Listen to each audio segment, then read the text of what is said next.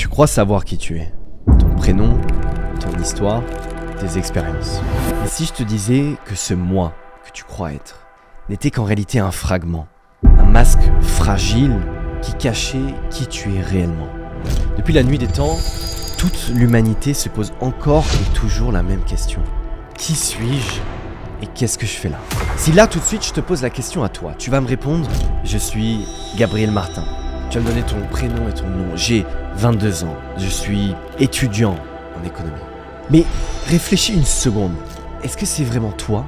Ou juste ce que tu as appris à dire? Ton prénom, c'est un mot donné à ta naissance. Ton âge, c'est une donnée, un chiffre. Ton parcours, c'est une accumulation de choix. Mais choisis par qui? Alors je te repose la question. Tu n'es pas ton nom, tu n'es pas ton âge, tu n'es même pas ce corps qui change chaque jour. Alors, qui es-tu réellement? Et si je te disais que la vérité sur toi-même n'est même pas là où tu regardes, et elle se cache dans l'ombre de ce que tu crois savoir au fin fond de ton subconscient. Nietzsche disait « Deviens ce que tu es ». Une phrase simple mais qui est terrifiante. Car pour devenir ce que tu es, il faut d'abord détruire ce que tu crois être. Alors si tu choisis de regarder cette vidéo et d'embarquer dans cette aventure, attache-toi. Parce que dans cette vidéo, on va déconstruire les 20-30 années de ton existence pour découvrir réellement qui tu es. Et sois prêt, parce que chercher la réponse, c'est risquer de tout perdre et de tout remettre en question.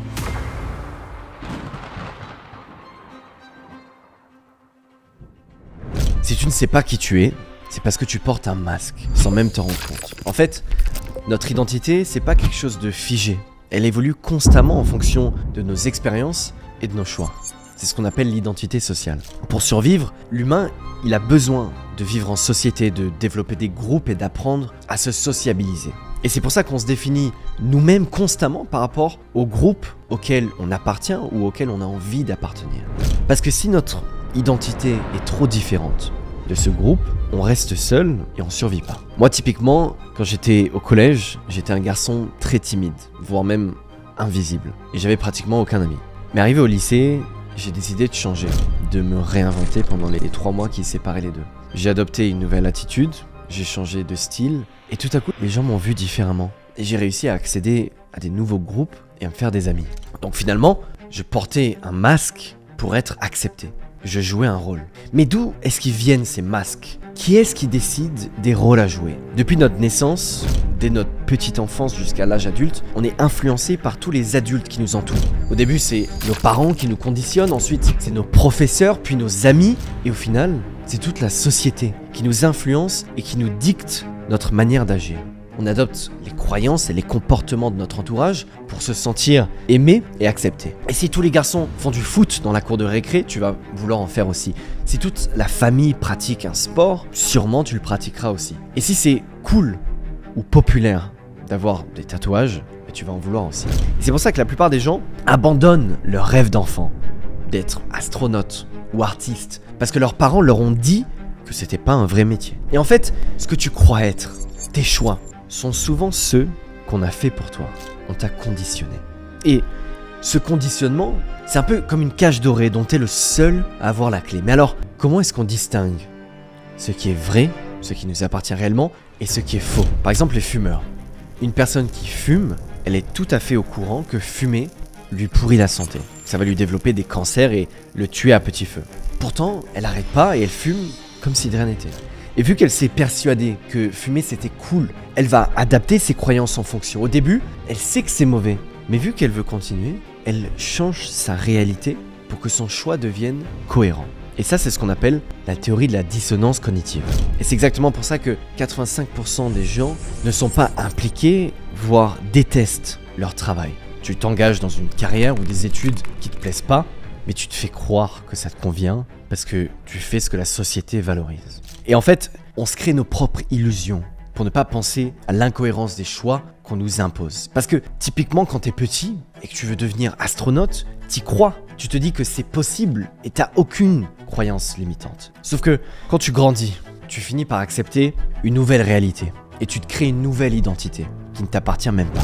Mais si l'identité qu'on s'est construite alors n'est qu'une illusion, ça veut dire qu'on peut la faire tomber et qu'on peut découvrir qui on est vraiment.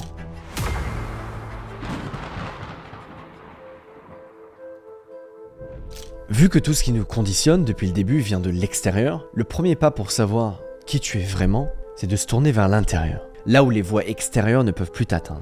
Tu vois, en 1943, un psychologue américain nommé Abraham Maslow se donne le défi de comprendre comment atteindre le plus haut niveau de réalisation personnelle. En gros, comment être la meilleure version de soi-même, la plus authentique possible. Il va se baser sur des centaines d'informations et essayer de comprendre quels sont les motifs récurrents dans les besoins et les aspirations des plus grandes personnalités de l'histoire. Il va construire ce qu'on appelle la pyramide de Maslow, qui définit tous les besoins qu'une personne a besoin de satisfaire avant de pouvoir s'accomplir à 100%. Au premier niveau de la pyramide, il y a les besoins physiologiques, ceux qui sont essentiels à la survie, nourriture, eau et sommeil. Une fois que ces besoins sont satisfaits, on a besoin de satisfaire les besoins de sécurité. Donc la sécurité physique, la stabilité financière, la protection contre les dangers.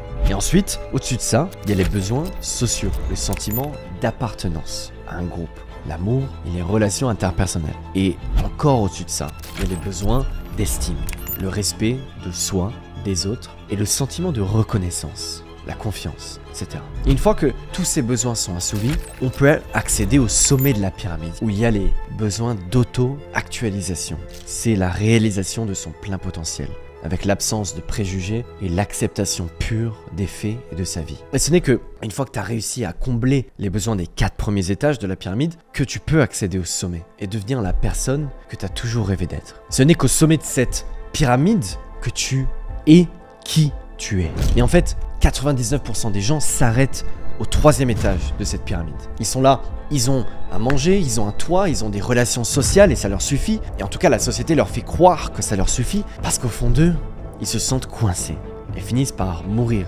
sans jamais avoir découvert qui ils sont vraiment. Donc pour accéder au sommet de la pyramide de Maslow, il faut déjà que tu apprennes à te poser les bonnes questions. Qu'est-ce qui me rend réellement heureux ? Quels étaient mes rêves d'enfant avant que tout le monde extérieur me dise ce que je dois être? Si personne ne me jugeait, qu'est-ce que je passerais mes journées à faire? Et pour finir, quelle est la dernière fois où je me suis pas posé de questions et tout était limpide, facile et juste? Et c'est seulement en se posant les bonnes questions qu'on peut trouver les bonnes réponses et devenir celui qu'on est censé être vraiment. Et le problème, c'est que dans la société dans laquelle nous vivons, c'est très compliqué de différencier nos désirs authentiques de ceux qui sont dictés par les autres. Prends une feuille de papier, fais 2 colonnes. D'un côté, ce que tu veux vraiment, et de l'autre, ce que les gens attendent de toi. Sois vraiment honnête avec toi-même. Et tu vas voir qu'au final, la colonne de droite, elle est beaucoup plus longue que la colonne de gauche. Parce que ce que tu veux vraiment est souvent caché derrière ce que tu penses devoir vouloir. Et en te débarrassant des attentes des autres, tu fais de la place pour tes propres rêves. Et maintenant que tu commences à distinguer tes vrais désirs, comment surmonter les peurs qui t'empêchent de les poursuivre? Alors, oui, le changement est effrayant, mais c'est absolument nécessaire pour la croissance personnelle. Si tu as toujours porté des masques, il y a bien un moment où il va falloir les faire tomber. Il y a beaucoup trop de gens qui restent dans des situations hautement insatisfaisantes juste par peur de l'échec ou par peur du jugement des autres. 7 personnes sur 10 sont atteintes du syndrome de l'imposteur. C'est pas normal, c'est triste.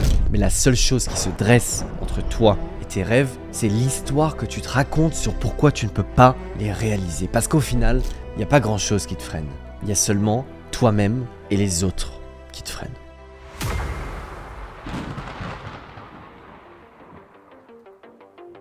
Et si on veut renaître, comme le phénix, il faut se libérer de tout ce qui nous retient en arrière. Il faut se débarrasser de nos cendres. Il faut balayer tout ce que on nous a imposé. Après mon bac, quand je suis arrivé dans l'une des plus grandes universités de Londres, tout le monde autour de moi voulait devenir banquier. Et j'étais devenu persuadé que devenir banquier, c'était pour moi, c'était mon choix. Alors qu'en réalité, c'était juste ce que les autres attendaient de moi. Au point où j'ai tout fait pour devenir banquier, pour aller dans la finance, sans même vraiment savoir pourquoi. Et heureusement, il y a eu le Covid qui m'a sauvé, qui m'a donné du sursis, du temps, et qui m'a fait prendre du recul. Et j'ai fini par réaliser que ce que je kiffais, ce que j'adorais faire dans la vie, c'était créer. Créer des projets, créer des business, entreprendre, mettre des équipes ensemble, parler à des gens et être dans la création, pas dans la finance. Parce que dans la finance, t'es pas dans la création, t'es dans la création de blé, mais pas dans la création de choses véritables. En gros, tu fais le blé, mais tu fais pas le pain. Et si je te partage cette histoire, c'est parce que je suis persuadé qu'au fond de toi, tu sais ce que tu veux, mais t'es bloqué dans la matrice. Et t'as le choix entre prendre la pilule rouge et accepter une vérité dérangeante qui peut changer ta vie, ou alors prendre la pilule bleue et rester dans une ignorance satisfaisante. Et t'as le pouvoir de définir qui tu es à tout moment. Ton identité, mec, elle est malléable. C'est ta plus grande force. Et t'as pas à attendre, d'accord, que tout le monde te donne la permission de vivre ta vie. Tu peux prendre ces décisions dès maintenant et te choisir toi. Et la prochaine fois qu'on te demandera « Qui es-tu ?», tu pourras répondre « Je suis celui que j'ai décidé de devenir ».